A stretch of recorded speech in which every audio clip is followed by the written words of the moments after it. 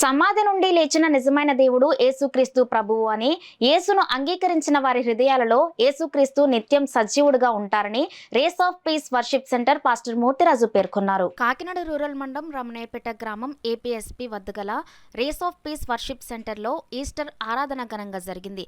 పాస్టర్మ్మ ఉషారాణి దైవ ప్రార్థన చేసి ఆరాధనను ప్రారంభించారు. చర్చ్ క్వైర్ యవనస్తులు స్తుతిగీతాలు ఆలపించారు. పాస్టర్ మూర్తిరాజు వాక్య పరిచర్య చేసి దైవ వర్తమానం అందించి ఈస్టర్ శుభాకాంక్షలు తెలిపారు. ఈ కార్యక్రమంలో సంఘ పెద్దలు Paul Srinivas, CYF state chairman Gagarin, పెద్ద సంఖ్యలో సంఘస్థులు, విశ్వాసులు, మహిళలు, యవనస్తులు పాల్గొన్నారు. యేసుక్రీస్తుని గుండెల్లో చేర్చుకొని ఆరాధిస్తున్నాను. ప్రకటించే హక్కు నాకుంది కాబట్టి, నాకు కనబడిన ప్రతి వారికి నా యేసు ప్రకటించమన్నాడు కాబట్టి, యేసు మృతుల్లో నుండి లేచిన దేవుడని ప్రకటిస్తాను. దానికి మూలాధారము నా యేసు మృతుల్లో నుండి తిరిగి లేవడమే. ఒకవేళ నా దేవుడు లేవకపోతే నేను ప్రకటించడం, ఇంట్లో మూలలో కూర్చుందును మీకులాగే.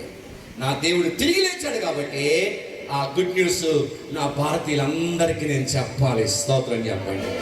హల్లెలూయా. మిత్రమా, ఈరోజు ప్రభు మనతో మాట్లాడుతున్నాడు. పునరుద్ధాన శక్తి విలువైనది. కొంతకాలం ఈ భూమి మీద బ్రతుకుతావు.